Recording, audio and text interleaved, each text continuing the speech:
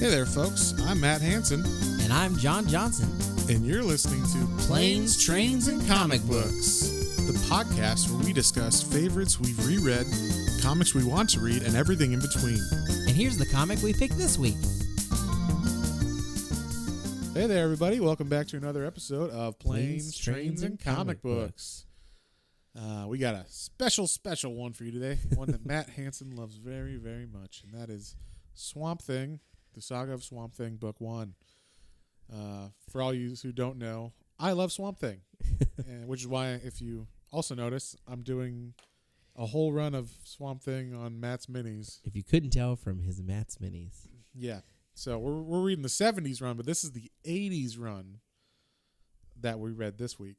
I'm reading the 70s run of the Matt's Minis, so you get a little backstory on this if you read that or if you listen to that. So, but yeah, what'd you think of Swamp Thing, John? Since you've never read it before. Well, first off, I got to say I'm really enjoying your little mini podcasts. They're sweet, concise, to the point. Thank you. Quick listen. I throw it on like when I'm at work. Oh, okay, yeah. They're I try. If you guys want me to do my own mini of some sort, let me know. What are you gonna do, Aquaman, John? Maybe. John likes Aquaman. Everybody, that's how. I like bearded Aquaman. Okay, you know what? Actually, we should do that. Peter David, yeah, with the hook. With the hook hand. Yeah, exactly. I like I've that heard, Aquaman. I don't know if I believe, but I've heard that Aquaman run by Peter David is good. I don't know how that's possible, but apparently bearded, hook-armed Aquaman is badass. I was reading like Civil War when I started to get back into the comics with the first run of Civil War when it came out, and then I was picking up a couple of DC, and I gravitated. I was like, oh, that Aquaman looks badass. What's going on with that? And yeah, that run I thought was cool. Anyway, Swamp Thing. So you have talked my ear off as long as we've been friends about Constantine and Swamp Thing. I'm glad, and they are intertwined, sir. Yeah, they are. If we keep reading any of these Swamp Thing books, he pops up. First appearance of Swamp Thing, I think, is the next book. So. Well, I have to say, I think there's a reason that we're friends, because we both love fucked up things, and we love like horror elements and things, and yes. Swamp Thing was all of that. I really, really enjoyed it. There was definitely parts where I was like, what the fuck is going on? Yeah. Like, who's this character? Yeah. What? Where does this? And I get like there's some backstory, because again, we've talked about this. DC doesn't spoon feed you like Marvel does, because we've been doing this for a little while, and I still, every time we get into a DC one that's like, the story has been out for a while, I'm always like, I don't know exactly what they're talking about. And I'll have to like either do some research or we'll talk about it and be like, hey, what were they talking about at this part? Right. I didn't quite understand that. But overall, Swamp Thing had some truly like terrifying moments that I really enjoyed. The character was cool. I liked his progression, how they showed, who he really was and what he becomes. Uh-huh. It was really cool. I really enjoyed it. Yeah. This is like top tier talent. You got Alan Moore writing, which this is Alan Moore before. I think this is before Watchmen. Before Watchmen? It might be. I think this is his first thing for DC, and then he wrote Watchmen. I'm pretty sure that's what it was, because I think this is 1984, and I believe Watchmen is 86. I think, or it could be this is 86 and that's 88. I can't remember exactly what the dates are, but I'm pretty sure this is his first thing. So he was writing. I think he wrote Watchmen concurrent while he was writing this too. So, but either way, this is like the best storyline of. His run on Swamp Thing is like, it just set the tone for like so many good, awesome books. Like, you get Hellblazer out of this, you get Lucifer out of this, because Lucifer. There's like later on in this storyline, Lucifer in hell loses a battle, gets kicked out of hell. Spoilers. Well, there's this. I think that happens in a like crossover story with Hellblazer. This and Hellblazer crossover at some point. It's so weird because they blend together. So in Hellblazer, we started off with the first trade, and that trade follows, I think, when they go to hell and fight. Yeah. So that might have been all in Swamp Thing. I can't remember. Because Swamp Thing was in the Hellblazer too. So there's like a lot of crossing over and a lot of stuff, and and also, hey everybody, everybody's a little under the weather and stuff right now, and things going on in the world, but none of us are sick, so we're all happy and healthy and stuff. We figured we'd just let you guys know. But John does have a little frog in his throat, so we're just... But mine is actually from seasonal Texas allergies. Yeah.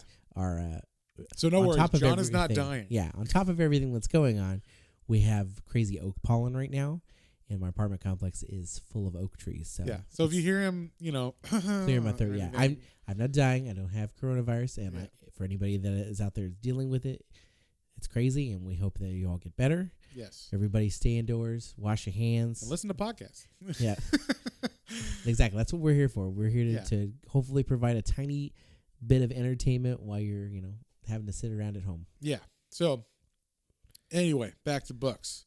Enough of that real world shit. Let's get to the important stuff. So, this book, like this Alan Moore run, starts on issue, I believe it's 19 of the Saga of Swamp Thing run from the 80s. Now, issues 1 through 18 are with a completely different writer, and apparently it sucked and everybody hated it. I don't know. I haven't read that yet. We're going to get there in Matt's Minis. So, but apparently, Swamp Thing is just fighting his old-time nemesis, Anton Arcane, and Alan Moore was just like, yeah, I don't give a shit about this, or there's certain characters that were in that storyline that he just they walk off into the sunset and you never hear from them again, or stuff like that. So this first issue is called Loose Ends of this trade, and I should also say the artwork in this is by, I believe it's was it Total Ben and Bissett. Yeah, Bissett, Total Ben, and then said there's some stuff with Dan Day and Rick Veitch. Rick Veitch, yeah. Actually, those two, Rick Veitch did the following arc after the 60 issues of Alan Moore. He wrote the next 40 issues or whatever. So he did all the artwork and stuff. So anyway, but the art is very cool. It's very slimy and gothic and scary, and I don't know. And the way they draw Swamp Thing is so. He's got always has tons of vines and fucking plant life all over him and stuff, and bugs, and I don't know. Oh yeah, there's always the little tiny details. I really did like that. I liked every time Swamp Thing came out of the shadows. It was really cool to see the you saw different areas of him or different ways he came out. Right. And every time the vines are always different, and it looks like they're always changing. And yeah. Always, or flowering and stuff. If the sun's out, you see a flower or something on him, you're like, oh, that's cool. And so it's just a totally different art style than you would normally see. It seems way too detailed to be a monthly book. So I don't know. I mean, maybe that's why there's 2 artists on it or something. But the my way hand hurts. Take over. Yeah, I don't know how they did it, but they did a very, very good job on it. Spoiler alert! I don't know if you guys can tell this. I think Matt's going to give this a 10. Anyway, what are you talking about? This one goes to 11. I don't know. I don't know what you're talking about. So yeah, So this is an A-class team.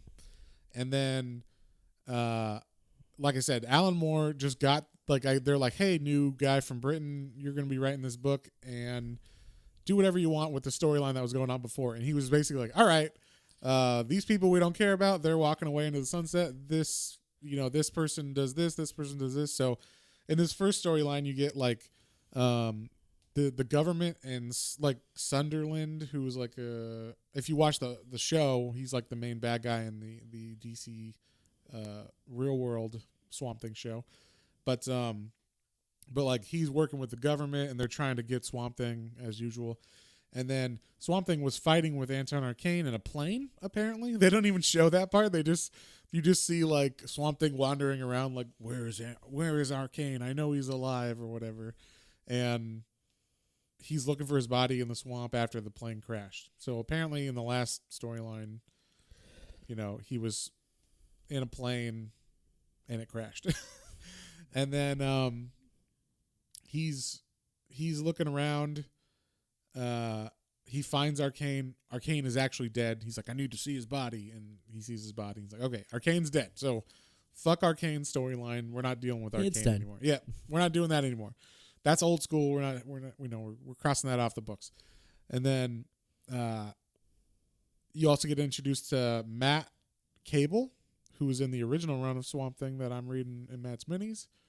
And he was a government guy, in the like he was a spook or something. But then I think in this run he's like less affiliated with the government, more just friend of Swamp Thing. Friend of Swamp Thing. And Abby. And then the other person is Abby Arcane, who's Matt's wife and also friend of Swamp Thing. And Arcane, her last name's Arcane because she's Anton Arcane's niece, I believe. Yeah, I think niece. So, so there's that weird triangle relationship there. But anything you want to add to the front there? No, not particularly. Okay, cool. So we get basically so Swamp Thing finds Arcane's body. He's like, oh wow, he's actually dead. Then like the government's like, we know where he is, and they just come and load up the helicopters. We're going after him. Yeah, they come and they shoot him. They do all this shit. And then they start like burning everything with flamethrowers. Yeah, like Abby and Matt are going to like I guess a hotel to stay, and they Oh yeah, then they find that they're like the government's trying to kill them too. Yeah, they're like, hey, where's our room? They're like, that room. And then as they're walking there, didn't they see someone go into there? Yeah, someone was going into it, and then and they turned the key and it was like someone. I can't remember if it was like the bag boy or something was like, hey, let me open the door for you. And then as he opened it, it's like boom, and it just explodes. It's like, holy shit, they're trying to kill us too. And so yeah, basically in this issue, Swamp Thing. In this first issue, Swamp Thing gets killed. I'll say he gets like burnt to a husk. And do they have like a tranquilizer or something? No, they just shoot him a crap ton of times. I thought it was something like, I can't remember, but yeah, basically it's they get him dead, either by burning him or I thought there was some kind of like device. I can't remember what it was, but there was something that was like, it was like I want to say it was kind of like a plant poison or something, that they shot him with or something. But maybe that was within the bullet or something. I don't remember. So they take him out. So Swampy's dead as far as we know. Yeah. And First issue, dead. Yeah, exactly. And then Matt, Cable, and Abby just got away with their lives. And yeah. So we also see like Matt, Cable, and Abby have like kind of a shitty marriage. Yeah, they have a weird, obvious relationship. Like Matt seems kind of abusive, and he's drunk. Like he obviously is. Yeah. In their show, he's a drinker. And then like the weird things that like he's kind of like seeing, they kind of like hint at a little. Like there's these like reddish creatures. It's weird. He like so I can't remember if this is in this issue or later on, but it shows him and Abby and they're arguing in their house and like, well, I can't believe blah blah blah. And then, like, it's weird because Matt's just like, you want to fuck? Like, and Abby's like, no. This is, like, not an appropriate time. All this shit's going on. We found out Alec is dead, Alec Holland is the name of the original Swamp Thing from the 70s run and this run. So, that's his name, his human name. But she's like, Alec's dead. They called Swamp Thing Alec. And so, I want to find him. We got to find him, not fuck right now. And Matt's like, but I want to. And she's like, no. And so she like goes out to like look for him to look for Alec. And Matt's just like, fine, fucking bitch, basically. like you're my wife. You need to like, I have needs too or whatever. And he just like starts dwelling on like these thoughts start festering, and like they actually show on the page is like these weird red insects and like monster bugs and shit that like start appearing around him. And then you find out that he can like actually make things with his mind like in front of him. That I think it's like this demon power, this evil power is like taking him over and giving him the ability to like really manifest whatever he's thinking like in his head kind of thing. Yeah. And he manifests like a sexy Abby. Yeah, and like weird shit. Weird and creepy. Very weird and creepy. Like he has this, doesn't like the first thing he manifests is like a kind of like a ballerina dancer in his hand, and it's just going around, and he looks so like mesmerized by it, and he's like, you'll talk to me or what, like you're my friend, you'll stay with me, like what the fuck. Yeah. So Abby goes to look for him, she can't find him. That's pretty much the end of that. That issue was just like, it's called Loose Ends because he's just like, whatever the fuck was going on in the last one, we're done. I'm starting over. So the real first issue of this, of this like run of Alan Moore is this anatomy lesson, which is issue 20 or 21. I can't remember. This one was fantastic. Yeah, this was like one of the coolest issues I've ever read. I want to say, I can't remember if I think they used to just start with anatomy lesson in the trades of Swamp Thing, of Saga. I think they were like, hey, maybe we need to like add the loose ends one just in case. Because I want to say the first thing I ever read of Swamp Thing was anatomy lesson, because it was like the first part of that trade. But I could be wrong. I might have just been like, what's going on with the front, and just forgot that stuff happened. But yeah, like, so this is like, okay, Sunderland has teamed up with Dr. Jason Woodrue, who's like a world-renowned biologist, but is also the bad guy. I don't know, team up or more of like, well, he hires you, and like you're gonna work because I tell you to, because he like he obviously treats him like shit. Yeah. So, but like Sunderland is like a billion. Think of like, I'm Bill Gates, but evil. Yeah. Or eviler. Or whatever. Or he's, Jeff Bezos, but eviler. So, okay, whatever. Hey, they're all evil. They all know that. And like he hires Jason Woodrue to work for him to look into the Swamp Thing body. They have the Swamp Thing body from the swamp that the government / Sunderland killed. They want to know how did he it was work? alive. How was he made? Yeah, they want to figure out, because the whole point that in all of these comics is always like, what was that formula that you were making that caused Swamp Thing to happen? Like this bioregenerative formula. So everybody's always looking for that. So that I assume this was kind of like him trying to find out what was that. And this is the only time it finally gets fucking answered in most of these comics that I've read, at least, is basically Woodrue, who is, did I say the Floronic Man yet? He is also the bad guy named the Floronic Man. So he's like a D-list villain in the comics as well, and his name is the Floronic Man. And he's just like another plant-based creature, kind of like, or bad guy, kind of like Poison Ivy or something, but less sexy. And and yeah, so he gets hired by Sunderland to look at the body, and the body is frozen. They've frozen the green mass that was Swamp Thing. Yeah. And Woodrue's like trying to figure it out. He's looking into it, and he basically figures out that Swamp Thing, like, he's got lungs, but there's no reason for him to have lungs. They're just like sacks that look like kidney beans or whatever. Like, they look like, same with like his heart and all that shit. None of it really works for a reason. Yeah. He doesn't have a circulatory system. There's no need for him to breathe, all this stuff. Well, one thing I want to point out is that the biorestorative formula, I guess the main thing was it was a formula to promote crop growth.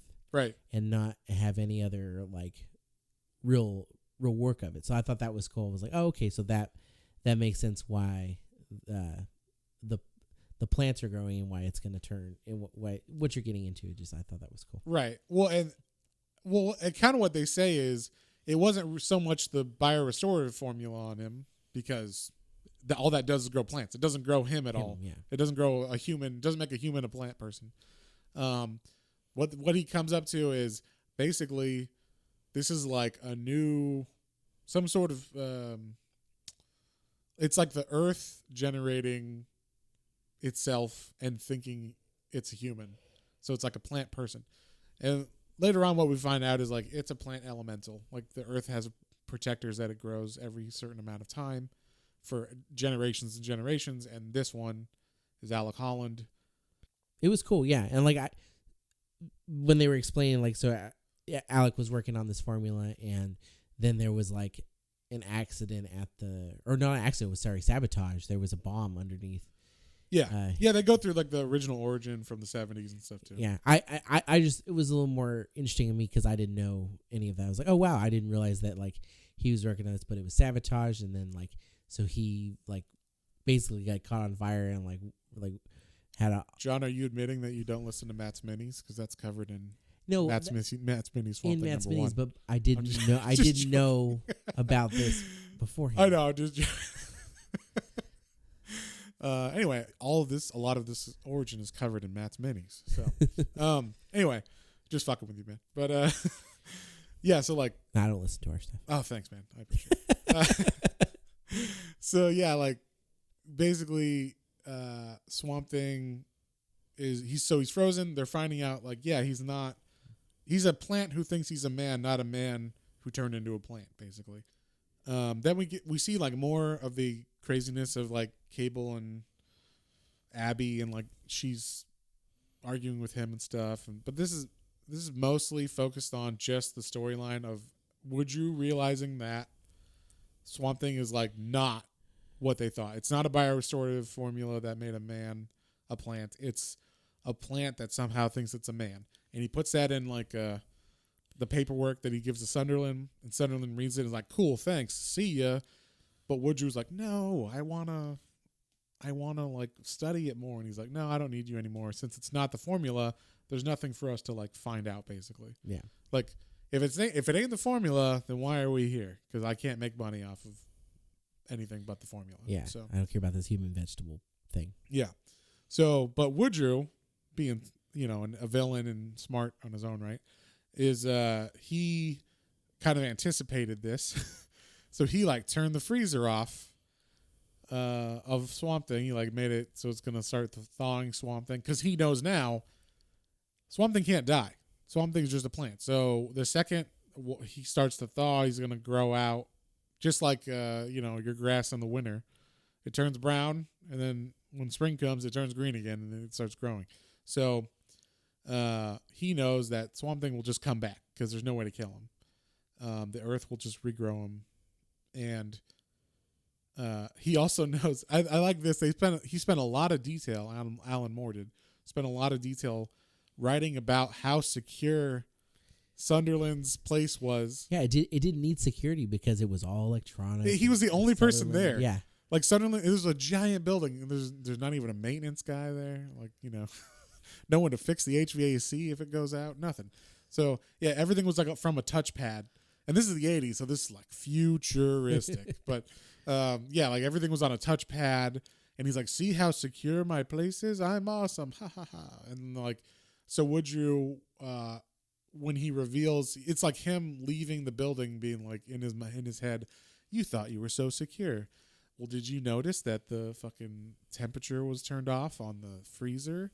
And, I can't wait till he finds out. And then it's like Sunderland seeing like, there was movement in this thing or whatever, and he's like, what? And he like goes down, and then he locks down the building or whatever, and then he like walks down to the fridge, and he sees the body, but then the body's not, it's just a husk. And he's like, what the fuck? So Woodrue's like, his thoughts are kind of intercut between what's going on. He's like, he should be running down the hall by now, and like, oh, he's gonna reach the glass doors, and then it keeps showing like what's going on and at the same time. And then I love the part where it's like, and he tries to break through the window, but he can't or whatever because it's 4-inch bulletproof glass. And he's like, and then I think it basically just like Swamp Thing kills the dude, right? It's just like, yeah, it basically like he like almost looks like he suffocates him or pulls him into him. That was fucking cool. That Yeah, was he's just really like, fucking I'm gonna cool. kill you, and instead of like smashing his head or something like horrifically graphic, he just like smothers him. Yeah, with he just plant like life. brings his head into his chest and it's just like, You see his dead. feet dangle. Yeah. It was no, and I have to say that these are the panels I was talking about where like really felt like horror type things, because Swamp Thing in the shadows coming out and stalking him while he's running away. It was all really cool. Or like his Swamp Thing got mad a few times and like he broke a desk and he threw something, and it was really, really cool and very creepy. Right. Oh, you know what I forgot? And this is why Swamp Thing is so mad. It's not because he died, right? Like he's like, oh, you killed me, but I grew back. So whatever. But what actually happens that makes him so mad is, so intercut when he after he thaws and he grows, and Sunderland walks down to the fridge. So there was like a part where they didn't see each other when they're however they walked to back past each other. But Swamp Thing went to Sunderland's office, read the file on himself, and found out, I am not Alec Holland. I am a plant that thinks it's Alec Holland. And that blew his fucking mind. Like he he, now he's like in a identity crisis. Like, who am I? I thought I was this person, that I could be human again if I just, figured out the formula and all this. And no, basically he finds out you are not Alec Holland. Everything you thought for the last 15 years in the comics and everything was just bullshit, and you didn't know. You're basically just carrying his old. You're living a conscious, lie, yeah. And you are living as this new entity. And they have this whole like, Woodrow explains like, oh yeah, there was. You know what a plank worm is? And like he was explaining this to Sutherland earlier, and Sutherland's like, shut the fuck up. Care about these worms. But basically, what he was saying was, there's these worms that if they eat, each other.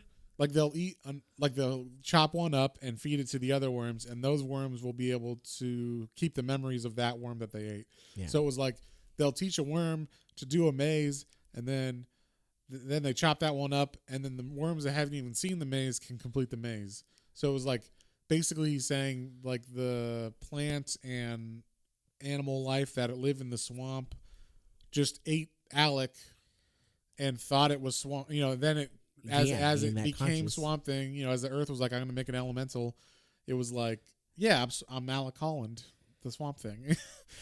I like how they were stating how like the consciousness and like the Earth was like remembering itself, but remembering Alec. It was like, I had a skeleton, so it like made a wooden skeleton. Yeah, and then like you said, like I had lungs, I had a heart. Like, so it's making these things. It doesn't matter because it doesn't need them. It doesn't need any, but it's thinking and remembering that. That was really fucking cool. Yeah. So that's why he's so mad. That's why he actually kills Sunderland like graphically, even though it's not graphic, but just like horrifically by smothering him and stuff. So and while Woodrow's going over all that too, he like takes a shower and like all of his human skin. Yeah, that's when you find out you've only seen Woodrow in like a human form. You just assume he's a human, but then he takes a shower and his face like melts off in the shower. And basically, he's got this spray, which I think is funny. It's like a spray. A human spray. Yeah, like a human skin spray. But he just sprays it on himself, and it makes him look human. But he's got like a bark face and like weird green hair and shit that is like plant life, I assume.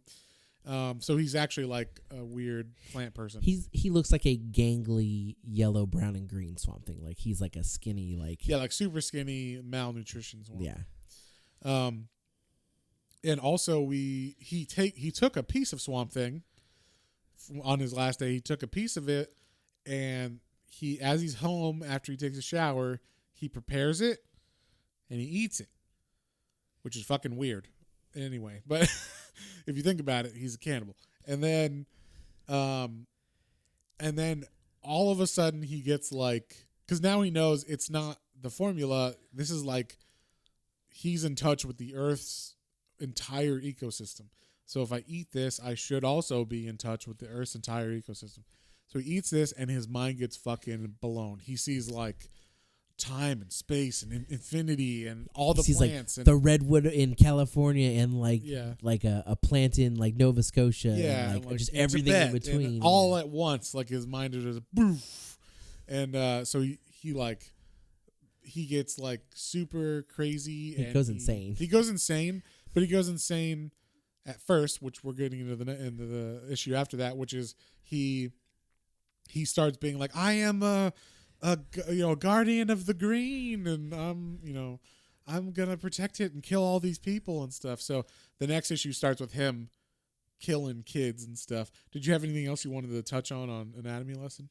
No, not particular. Okay, cool. So the next issue starts with some kids in a car, and they're just like hanging out, and they're like trying to figure out what they want to do, and basically Woodrow just kills them all. Just like vines come out and strangle them and fucking kill them all. Yeah, it's fucking intense.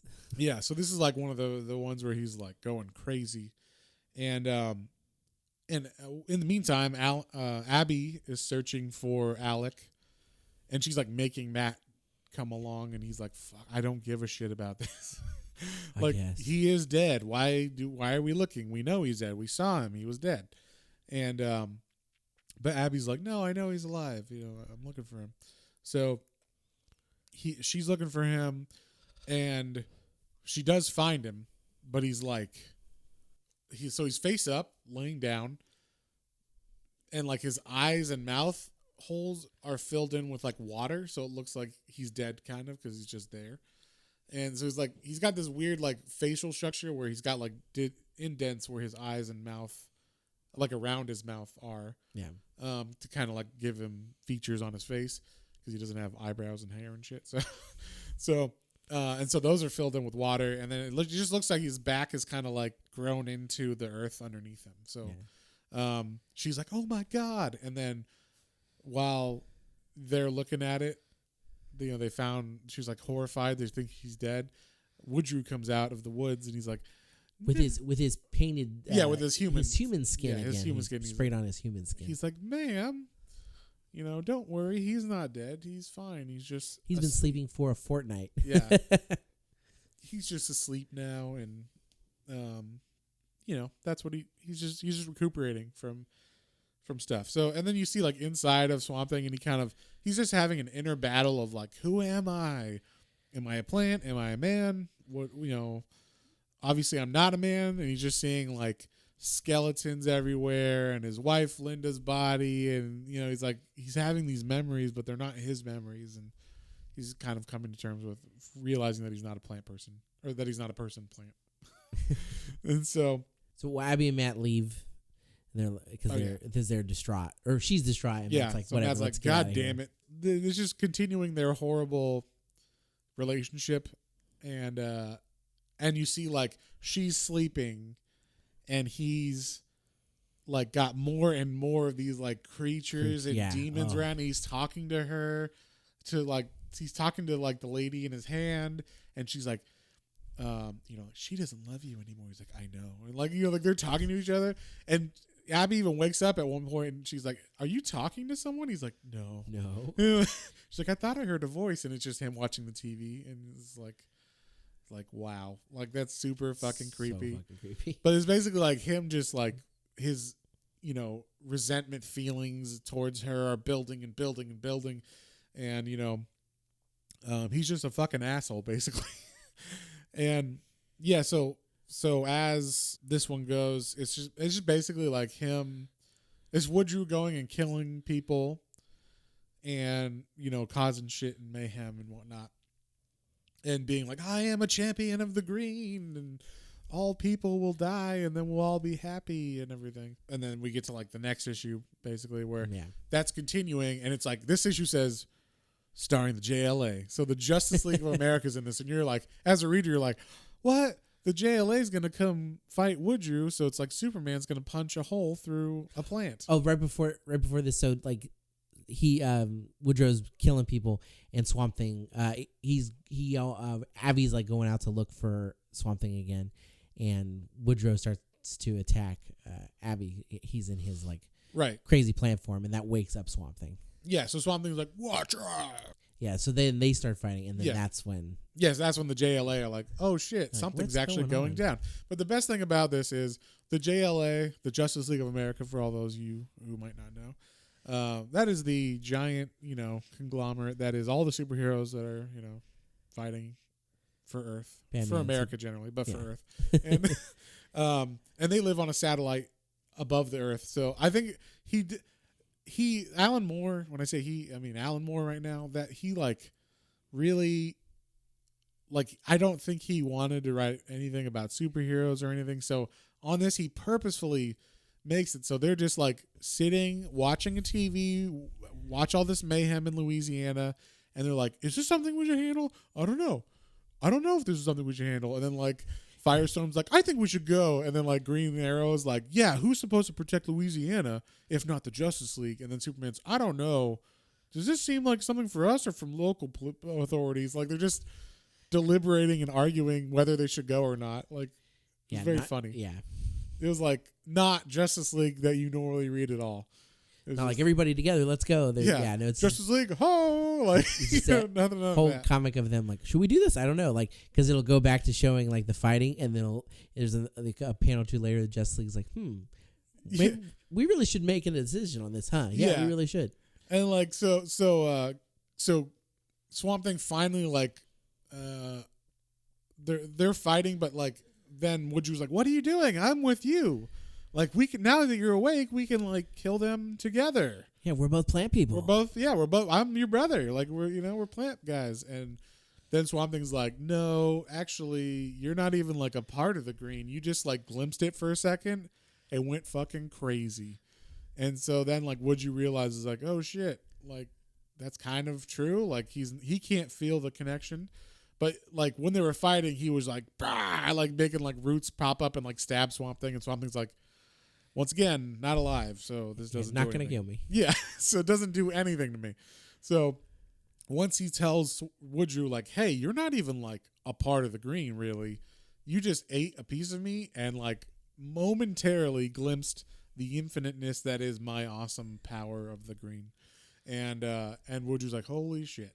So and while he's fighting, it was funny, there's like a dude who's got a chainsaw that sees like Swamp Thing, like looks like he's losing because Woodrow like, has him on like a wooden spike or whatever, and he's like, I'll help you, Swamp Thing, and he like gets what's his chainsaw's name? Evangeline. And he like takes his Swamp Thing and like cuts Woodrow's arm or whatever, or the wood thing coming out. Yeah.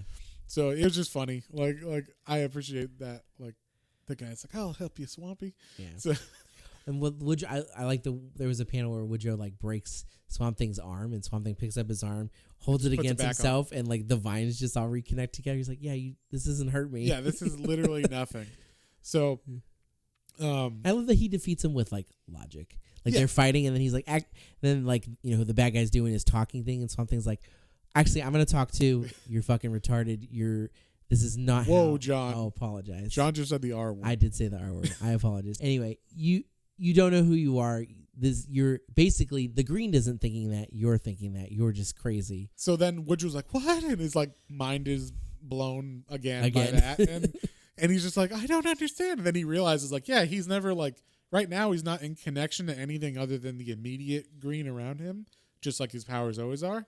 He's not actually in the green, like he's not feeling the redwoods anymore, and he's not, feeling the flower in Tibet or whatever, so like he realizes, oh shit, like he's right, I'm not part of the green, I'm just the nobody.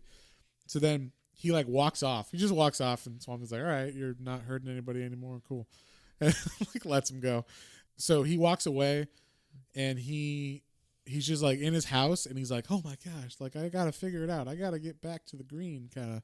And like he wants to figure out how to be connected. And now that once he got a taste, now he needs another hit. You never get, you chase that dragon for the rest of your life when you hit that green. So, so yeah, like then finally the JLA are like, yeah, we should do something. So then they fly down to where he lives, and they like are walking to his house, and I guess he has like, I can't remember if he sees him out the window or there's a camera or something. But he's like, the JLA is here, and he like gets his spray paint out. But at this time, he's like all overgrown and stuff, and his clothes don't fit him anymore because he's like bark is grown out because he went all super plant or whatever. So he's got like extra long hands and like limbs, and his bark's on his face is grown out. Sticking out of his face. Yeah, and like so he tries to put on a suit, and then he like tries to spray paint his face with that like human skin spray. And he's just like, as they answer they knock, they're like, Woodrow, come out, like we know you're in there. And he's like just a second, like I'm just putting my face on, like literally. And so he like opens the door, and he's like, hey guys, what's going on? And he looks ridiculous, like his face is like melting off, and he even says like my face is too overgrown, but I'm sure they won't notice. Like he's just totally crazy at this point. Yeah. And so like then they're like, oh, Woodrow, like you need help. Off to Arkham with you. Yeah, we'll take you where you need help. He's like, will you guys? Thanks. Like he did no fight at all. Yeah, they're just I literally, it's like Superman puts his arm on his shoulders, like, come with us. Yeah. There's no like fighting, which is funny. It's the Justice League just, they don't do anything in this. They don't take him to Arkham. I think they just take him because it's not Gotham. I thought he said like, I thought Superman. So one of them maybe he said Arkham. I don't know, but whatever. He's in the loony bin. They're going to the loony bin. So yeah, that's like how that episode ends. I just love that on the cover they say this issue has the JLA, and you're like, whoa, he's like, I'm buying this for the Justice League fight, and there's no That Justice was League fight. when I turned to that and I saw that was the cover. I was like, "Whoa, they're bringing the Justice League in already. That's weird." And then by the end you're like, "Oh, they didn't do anything." Yeah. Yeah, they literally just sat and like argued for 2 pages and then came and like walked him away. So that was fun. And then we get like the first real story in this run. Like that was all him kind of wrapping up the last run and introducing the new Swamp Thing lore, which is Swamp Thing's an elemental of the green. He's got powers. He's still new to them. He doesn't know what they all are, but we will discover them throughout this run. And then this is like the first Swamp Thing's gonna really fight with something that's not, a Justice League villain or whatever. It's like an actual Swamp Thing story. And these Swamp Thing stories are really similar to Hellblazer stories. I was reading this, I'm like, I remember this as a Hellblazer story.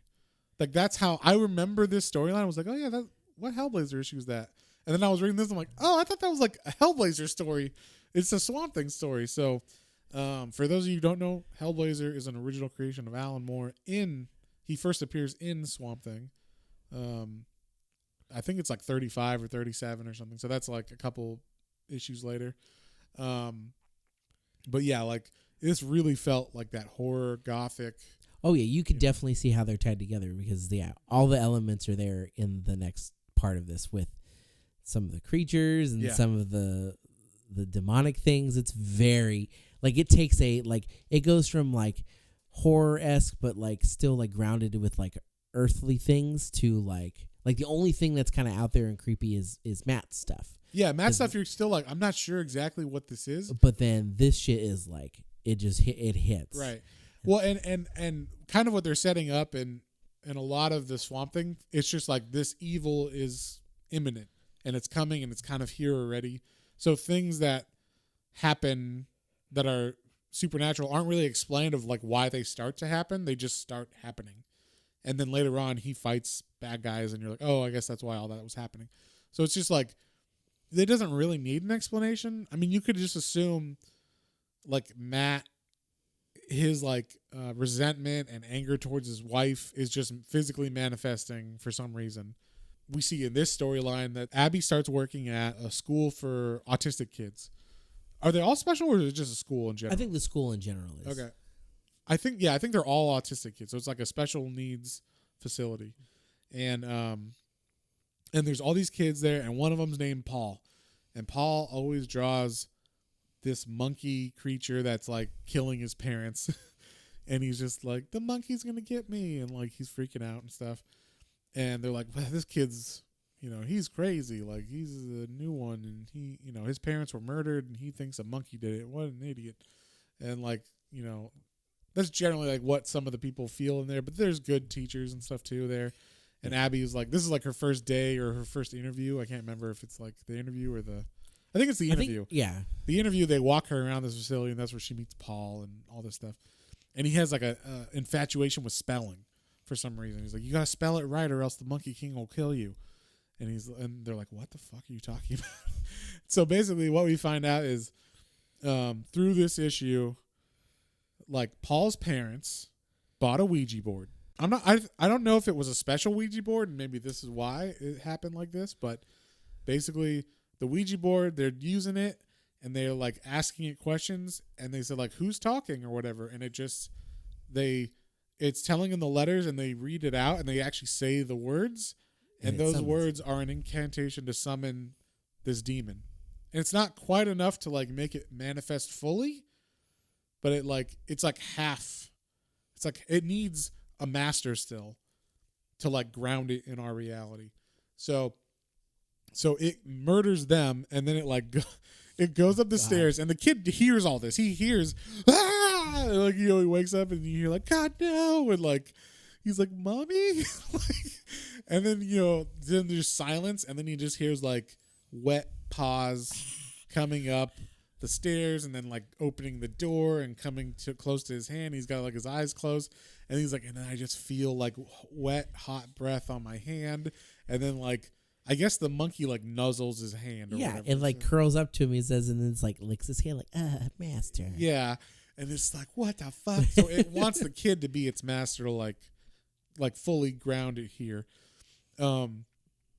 But what ends up happening is this guy named Jason Blood comes into town, and we don't really know much about Jason Blood. If you read comics kind of in depth, because I don't know if this character was very popular back in the day, but if you read DC comics enough, you know who Etrigan the Demon is, and Jason Blood is the human counterpart to Etrigan.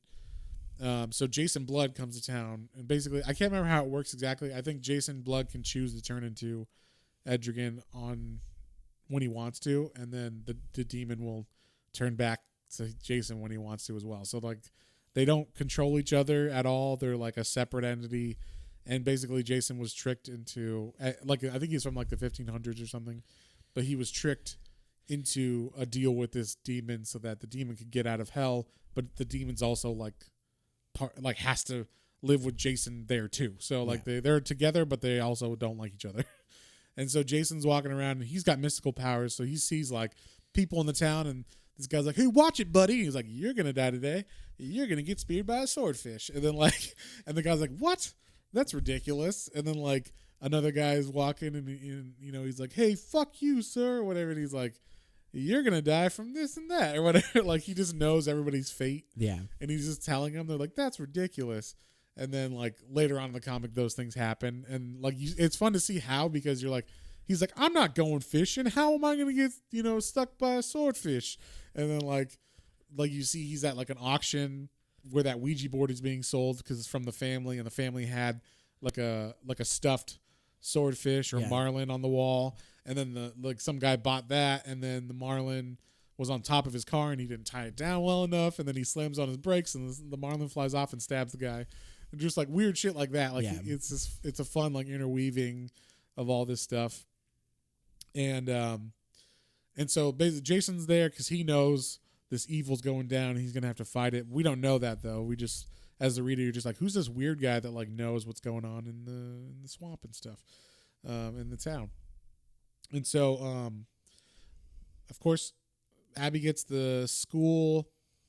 She takes the job, and that's kind of like the setup for the next issue. But you get like the demon Monkey King guy is like super creepy. He's like a big white.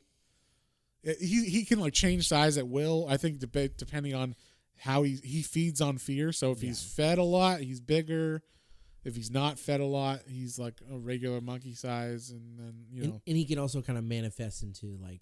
Well, that's in the next issue. The next issue is like, we find out. So he finds at the end of this issue, he finds the home with the kid. So he's like, "Master," he like walks in the door, and the kid's like, "Oh my God, he found me here." So he finds like the autistic school where they live, and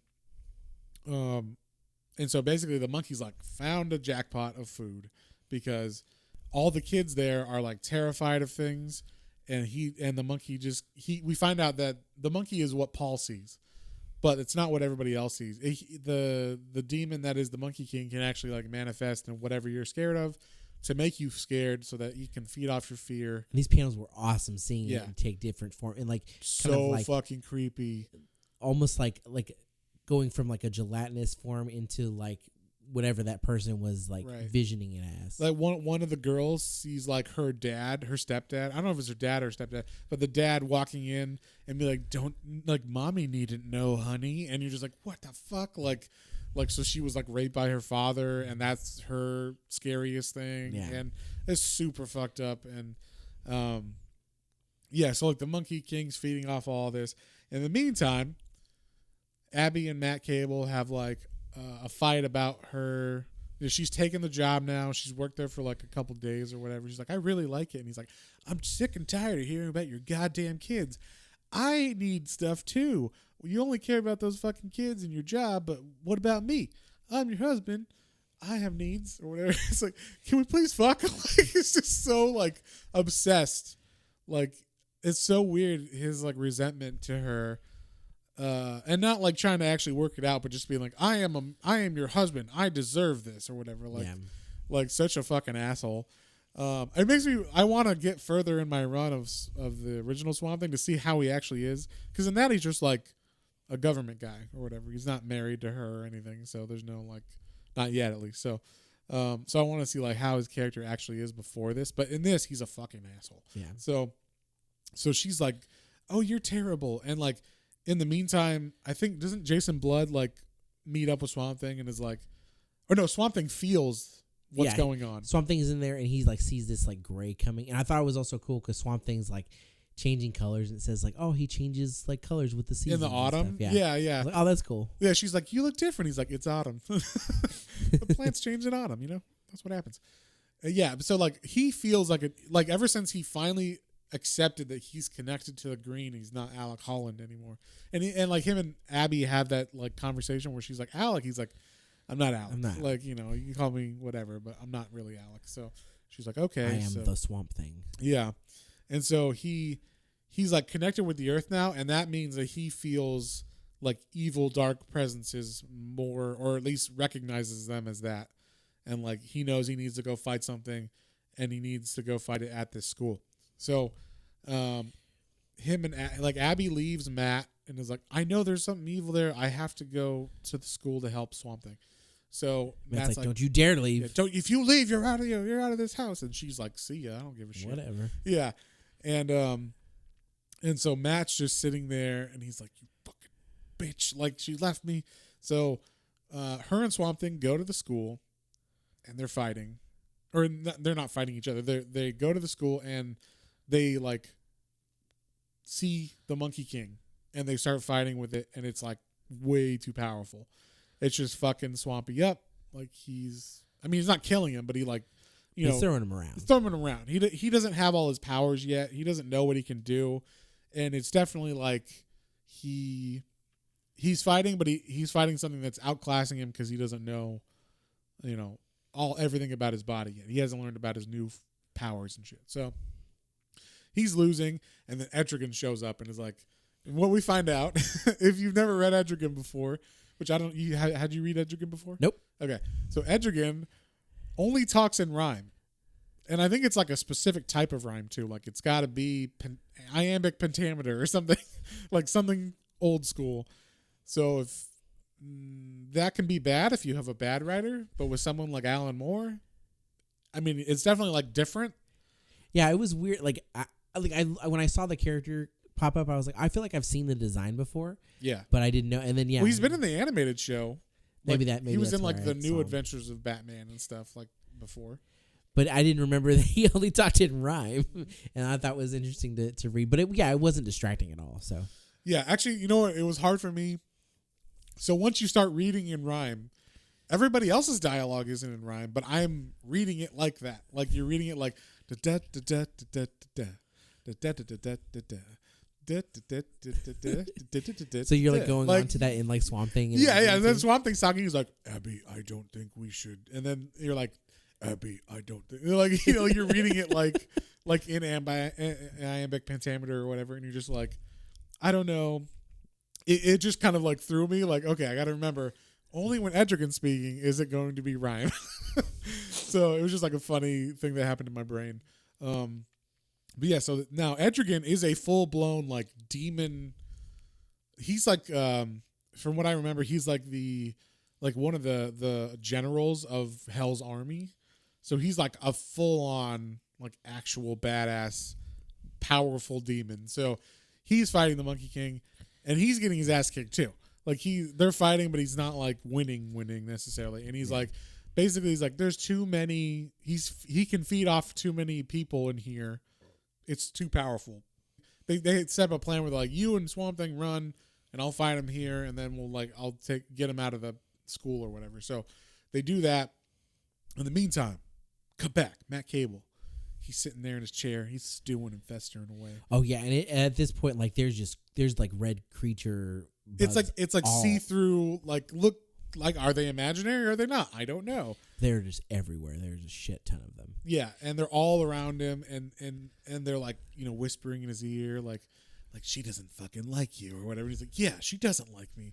Like she's probably fucking Swamp Thing right now or whatever. like how dare she cheat on me or whatever, like kind of thing. Like, oh, it's creepy. He when she left, she like changed or whatever, and he like manifested her clothes into Oh like, yeah, I forgot about that. in like a form of her, and then like she left already, and he like manifests her and is like, "You need to get on your knees and apologize to me." Yeah, so super fucking creepy. fucked up.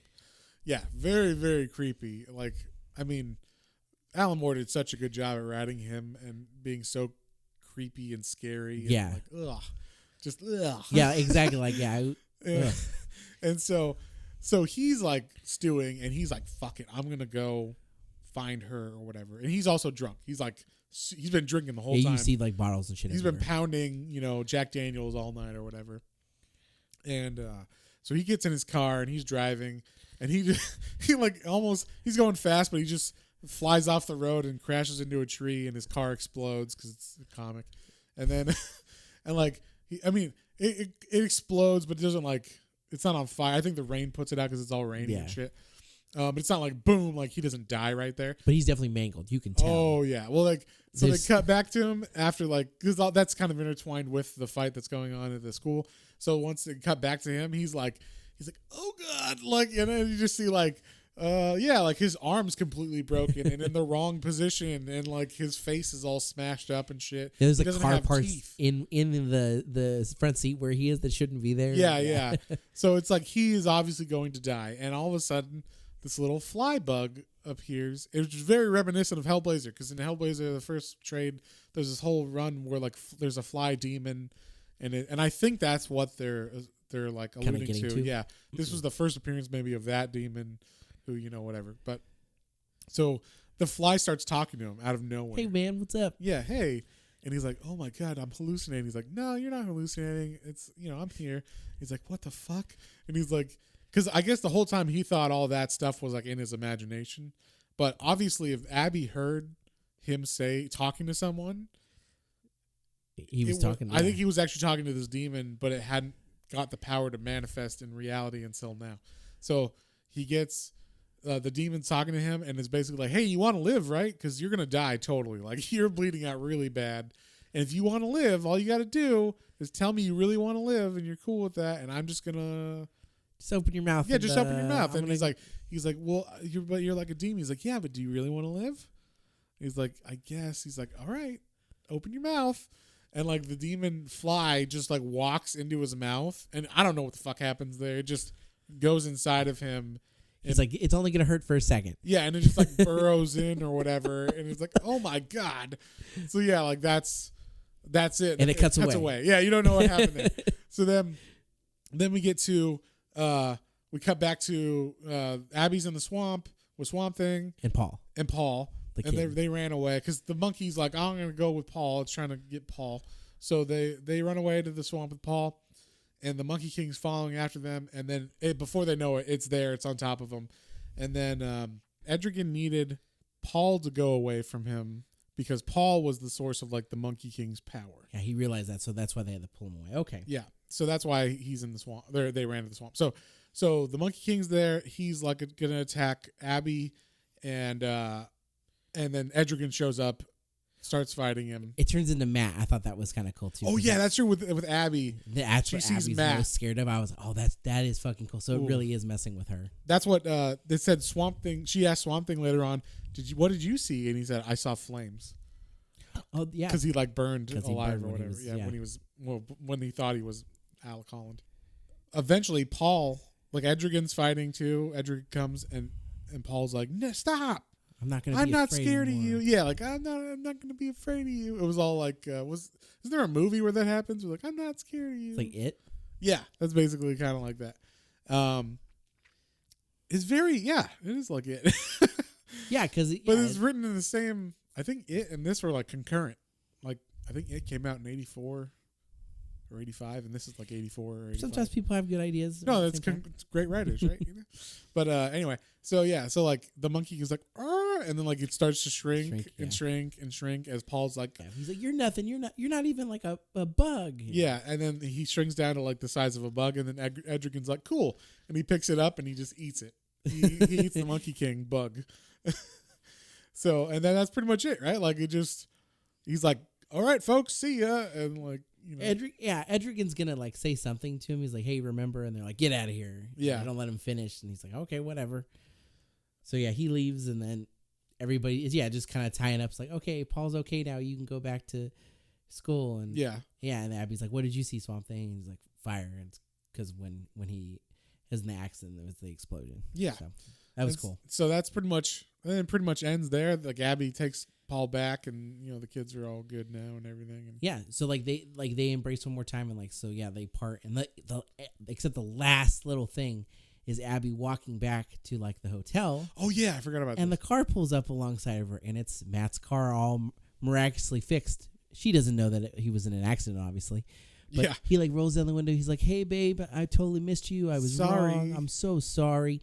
Get in the car. We'll go back together and we'll talk things out." Yeah, super creepy. Like, wait, so the bug demon fixed the car, fixed Matt, everything's fine. What the fuck is gonna happen? Dark. Yeah. At the end. It was So it leaves on a good cliffhanger. It also like sets the tone perfectly for how this horror. It's actually like a love story / horror book together in all in one. That's the whole Saga Swamp Thing book 1. What did you think, John? I mean, I think I'm ready to read more. Yeah, I really liked it. I'm down to read all 6 of them. And like I said, even though like there was some of the backstory that I didn't quite get, and there was like the characters, like it wasn't hard to understand where things were going or what they were talking about. Right. So like it's just a little jarring if you're used to reading a standard 6-issue storyline that, well, hey, I might not know everything that's been going on, but I know generally these things. This is like a brand new story. We're forgetting the characters before. We're reorganizing or retelling a new origin of this character, basically. But it's still the old character, but it's like him finding out, like, here's a cool idea I had that's better than a man swamp. Yeah. Swamp, a man plant. It's a plant man, so, or it's the other way around. It's a plant.